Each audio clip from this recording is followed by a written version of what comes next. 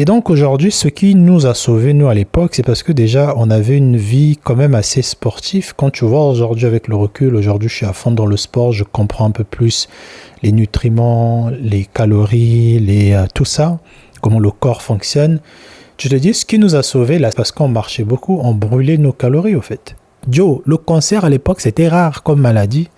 Ouais, il a le cancer de ça. Ouais, il a le cancer. Ah, il est mort de cancer. Ah, limite, on savait que cette personne avait l'argent. Mais aujourd'hui, même les pauvres commencent à mourir de cancer. Il y a des hommes, ils n'arrivent même pas à faire 10 pompes. 5 pompes, ils n'arrivent plus. Et ils disent que je protège ma femme s'il y a un voleur qui vient. S'il y a un voleur qui vient, je vais aller mourir. C'est-à-dire, mais bien sûr que tu vas mourir. Tu ne pourras même pas tenir une seconde avec le voleur. Il va te tuer. Tu ne peux même pas te battre. On va parler maintenant de nourriture en Afrique, nos plats africains. Notre patrimoine africain, comme on aime dire. Je sais qu'il y a des gens qui, je ne sais pas ce qui se passe dans leur tête quand ils ne sont pas contents, quand quelqu'un dit quelque chose qu'ils ne valident pas, ils vont injurier la personne. C'est-à-dire que si moi, avec ma simple parole, j'arrive à générer tout ça de colère en toi, c'est-à-dire que tu es vraiment faible. Donc toi, tu t'es assis, tu regardes quelqu'un qui parle, qui donne son avis basé sur son vécu, son expérience. Toi, tu te fâches. Tu es faible, mon ami. Donc moi, je préfère avoir des gens qui ne sont pas d'accord avec moi, qui le disent en commentaire, qui argumentent. D'ailleurs, j'aime beaucoup voir les commentaires des gens qui sont contre moi. Je me dis, ah bah tiens, j'avais pas pensé ça comme ça. Et d'ailleurs, ça me fait grandir aussi. Pour ceux qui sont là depuis, je pense que quelque part, vous voyez quand même l'évolution. Hein? Accordez-le-moi. N'attendez pas que l'évolution soit drastique, hein. Même en économie, en bourse, partout. L'évolution, de fois, c'est 2%, 3% par année, c'est beaucoup. 7%, c'est le summum. Quand tu as une action boursière qui te donne 7% par année, c'est énorme. Parce que les obligations de l'État, c'est 5% seulement, 3%. Même comment on appelle ça, le livret A, qui était à 3 et quelques, est passé à 2 et quelques. Et là, c'est encore descendu. Donc, 2 et quelques de retour par an, c'est beaucoup. Donc, toi qui es là depuis longtemps, tu sais que la chaîne augmente, que ce soit par ma manière de parler, parce que faut savoir que moi, j'étais plus anglophone dans ma tête que francophone. Par contre, je parle toujours très bien lingala et toutes mes langues du pays. Bref, on va parler d'alimentation aujourd'hui. Quand on va parler d'alimentation, il y a des gens qui vont dire « Oui, mais nous, les Maliens, on mange comme ça. » Qui t'a dit que les Maliens mangeaient comme ça? Des fois, je vois des vidéos, tu vois, ouais, la nourriture malienne. C'est la nourriture malienne de quelle étape? Après la colonisation? Avant? Pendant? À quelle période? C'est la même manière quand les gens disent que oui, c'est l'histoire du Mali. Ouais, l'histoire du Mali, à quel moment en fait? Après que la colonisation soit arrivée, après l'arrivée des religions abrahamiques, avant, c'est-à-dire vous parlez de quelle période? Il faut être un peu précis, mais ils ne seront pas précis, ils vont juste dire ça c'est la culture ivoirienne. Mais de quelle culture tu parles en fait? De la culture de quand l'Occident avait déjà bien malaxé notre vraie culture, ou c'est comment? Et donc quand tu vois aujourd'hui, on va dire que oui, la tchéké, la loco, tous les sodas sucrés qu'on boit, l'huile, machin, on va dire c'est la culture ivoirienne. C'est-à-dire tu es sûr que nos peuples avant ils mangeaient comme ça. Pourquoi ils n'étaient pas aussi gros qu'aujourd'hui? On va avoir la tendance à pouchou. Alors moi, dites-moi dans les commentaires, vraiment, là c'est pas de la blague. Une personne à pouchou, c'est quoi? Moi, j'ai la connaissance que à Pouchou ou Woloso à l'époque, on disait Woloso, c'était des filles qui avaient des hanches développées, naturelles ou pas, hein, d'ailleurs. On voyait juste, voilà, une forme un peu de BBL et tout, des cuisses aussi, tu vois, mais pas fat, quoi. Pas juste, non. Il y avait quand même une forme un peu, voilà. Après, venez pas prendre ça de moi, je décris juste ce que je connaissais avant de Woloso à Pouchou. J'aimerais vraiment savoir. Et est-ce que aussi la glorification de ce truc à Pouchou, vous mesdames qui pensez que c'est quelque chose de positif, est-ce que ce n'est pas que relié au SUX? Est-ce que ce n'est pas que relié à l'acte? Ça veut dire que si toi, ta catégorie de personnes, on aime ta catégorie rien que pour l'acte, c'est qu'il y a un problème. est-ce que on vous aime à Puchu juste pour l'acte S ou c'est parce qu'on aime les femmes qui ont de la chair? Bon, ça c'est un autre débat. Mais revenons à l'alimentation, je parlais aussi du Congo parce que les gens vont croire que je suis obsédé d'autres pays et pas le mien. C'est la même chose chez moi. Quand tu vois déjà le poulet cher, le poulet de chair au Congo est moins cher que le poulet local. C'est-à-dire que le poulet congelé qui vient du Bangladesh, Portugal, ça fait des kilomètres pour arriver chez moi. On va le vendre 3 €. Mais le poulet que monsieur va faire dans sa ferme, une pondeuse, on va prendre le temps de la déplumer et tout, ce poulet-là, on va le vendre 2 fois à 9 €. Et c'est pareil dans toutes les capitales. Peut-être au Botswana, là où ils sont autosuffisants alimentaires, ils ont en tout cas l'autosuffisance alimentaire, mais la majorité des capitales africaines, il n'y a pas l'autosuffisance alimentaire. Ça veut dire que ce qui est importé est moins cher que ce qui est fait localement. Et donc ça fait que quand vous dites que la nourriture africaine est bonne, en fait, vous parlez de quoi? Vous parlez des vrais aliments africains sans la transformation qu'on a reçue, parce que les colons, ils ont importé leur alimentation, ils ont importé leur farine de blé, ils ont importé leur huile de tournesol, ils ont tout importé. Si vous pensez que ce que je dis c'est fou, regardez juste ce que les Français font aujourd'hui.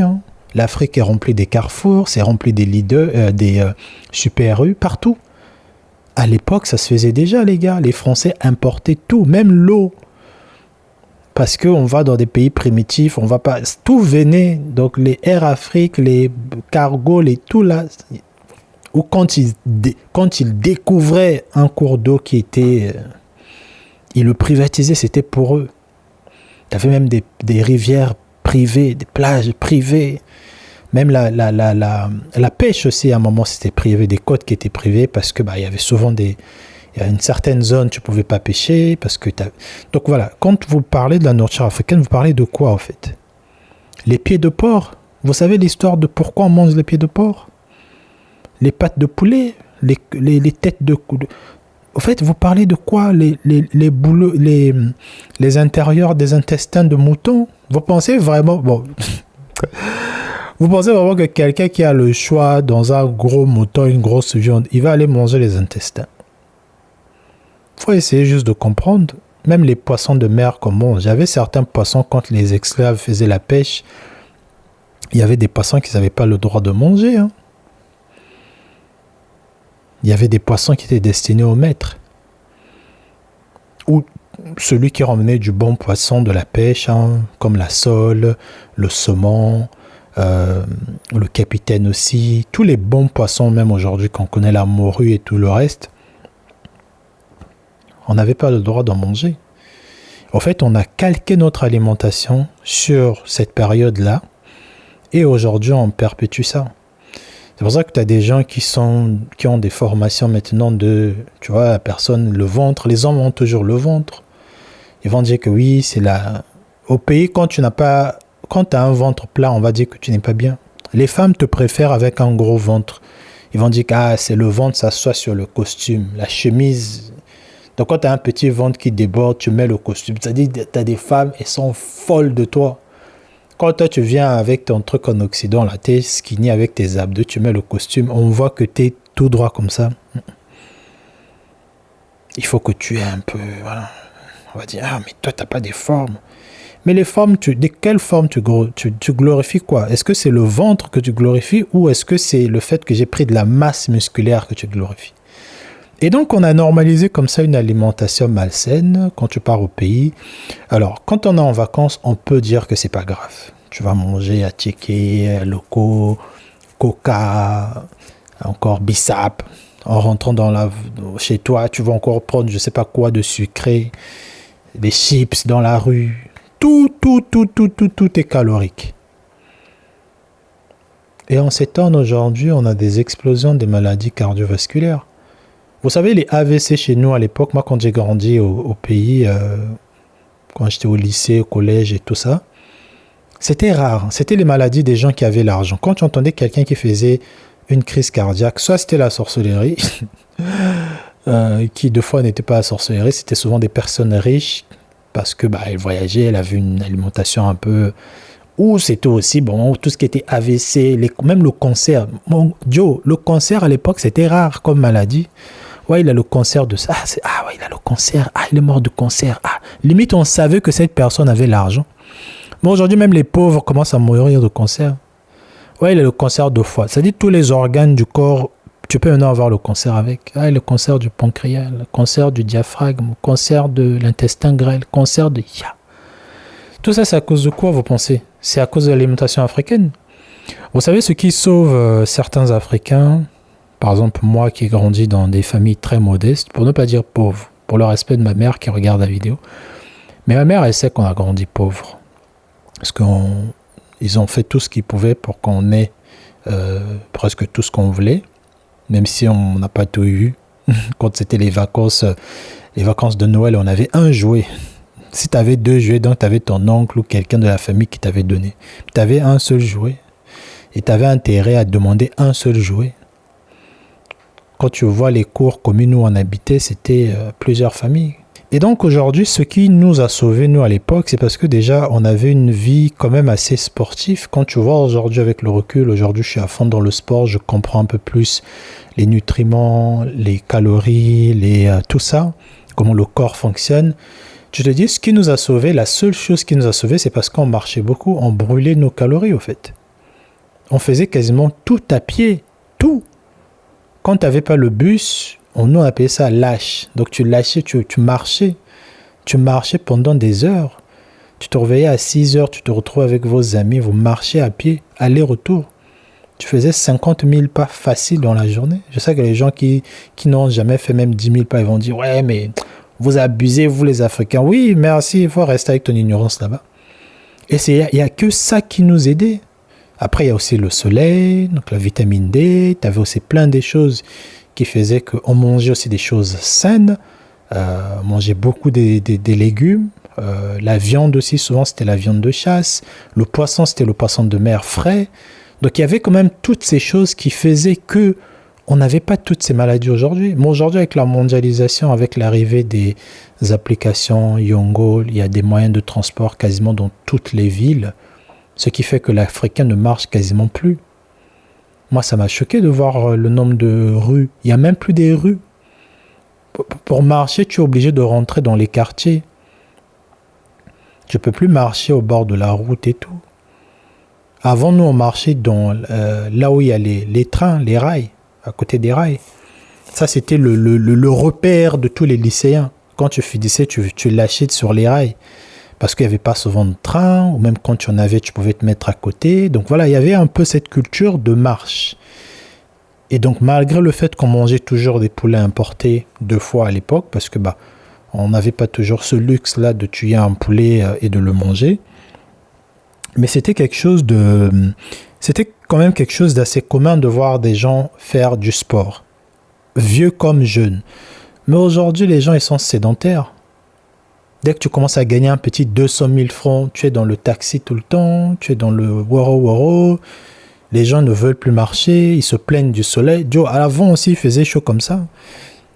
Nous, il faisait tellement chaud avant, et d'ailleurs, pareil, que le sang nous sortait dans le nez. Moi, je me rappelle, très jeune, quand j'avais entre 9 et 12 ans, quand je restais trop longtemps au soleil, j'avais le sang qui me sortait.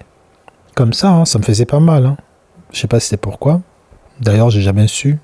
Comment tu vas savoir? Tu n'as pas l'argent pour aller faire les diagnostics à l'hôpital. Mais on nous disait c'était le soleil. Ah, mais quand il y a le soleil, il ne faut pas les mettre au soleil, ces enfants-ci. Tu vois. Et donc tout ça pour dire aujourd'hui, faisons attention. Je sais que quand tu rentres au pays, tu as souvent cette habitude de te dire que ouais, moi je veux manger poisson frit, à checker. À checker encore, c'est pas un problème. Mais l'huile avec laquelle on fait les alocos là. Alocos tout le temps. Moi, alocos. Faut voir ta tête, comment tu as grossi. Ouais. Ouais, mais Christian, mêle-toi de tes affaires. Merci, ok. Le jour qu'on va te dire maintenant de courir, c'est là que tu vas voir que tu vas l'heure. Tu n'arrives même pas à faire 2 pompes. Il y a des hommes, ils n'arrivent même pas à faire 10 pompes. 5 pompes, ils n'arrivent plus. Et ils disent que je protège ma femme si y a un voleur qui vient. S'il y a un voleur qui vient, je vais aller mourir. C'est-à-dire, mais bien sûr que tu vas mourir. Tu ne pourras même pas tenir une seconde avec le voleur, il va te tuer, tu peux même pas te battre. On a des gens comme ça en Afrique, quand tu vois certains, je regarde de temps, quand tu vois certains gabarits de certains hommes des familles, tu peux les classer au fait en fonction de qui a l'argent, qui n'a pas l'argent. À l'époque, c'était rare quand même de voir certains types de morphologie.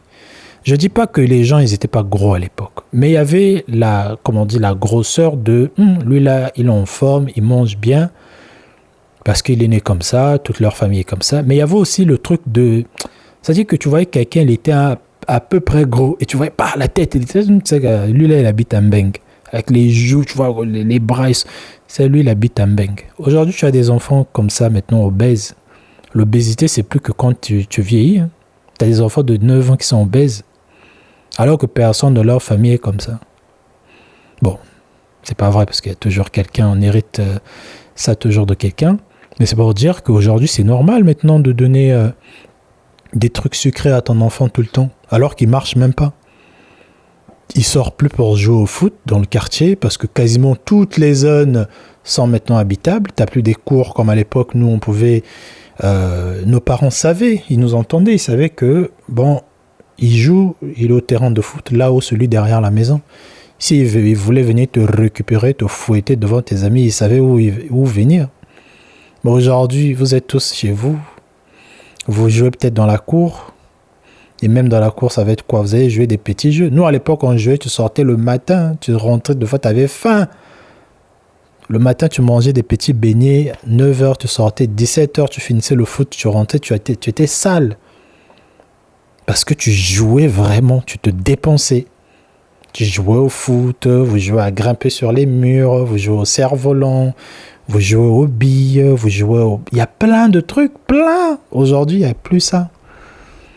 Et donc, tout ça pour dire que arrêtez de glorifier deux fois des choses qui ne sont même pas les nôtres. Quand vous dites la nourriture ivoirienne, la nourriture malienne, la nourriture congolaise, nos ancêtres n'ont pas connu l'huile de tournesol qu'on a aujourd'hui. L'huile de palme, déjà, combien de personnes consomment l'huile de palme? Les cubes magie, non, on n'a pas connu. Les cubes magie avant, pareil, c'était... Il y en avait toujours, mais j'ai l'impression que plus le temps passe et les choses commencent à être encore de pire en pire. Les cubes magie aujourd'hui, tu vois en Côte d'Ivoire, c'est normal, on te met à checker poisson, on te met un cube. Et les gens, ils mettent le cube sur la checker comme ça. Même moi-même, je l'ai fait une fois dans un challenge vidéo. Mais bon, c'était une fois, je l'ai fait, ça peut me tuer. Mais quand tu le fais toute ta vie, heureusement que les hommes, comme on dit, la tchéké des hommes, là, le garba, heureusement que le garba, ceux qui mangent la tchéké, c'est des mecs qui sont physiques, qui travaillent, ils font des travaux assez manuels. Donc ça compense un peu le fait qu'ils brûlent tout ça. Mais toi qui ne fais pas des travaux, toi qui es à chaque fois dans ta voiture climatisée là, tu manges gras à chaque fois, calorique. C'est-à-dire si on calcule, normalement un être humain est censé avoir au moins 2100 calories par jour.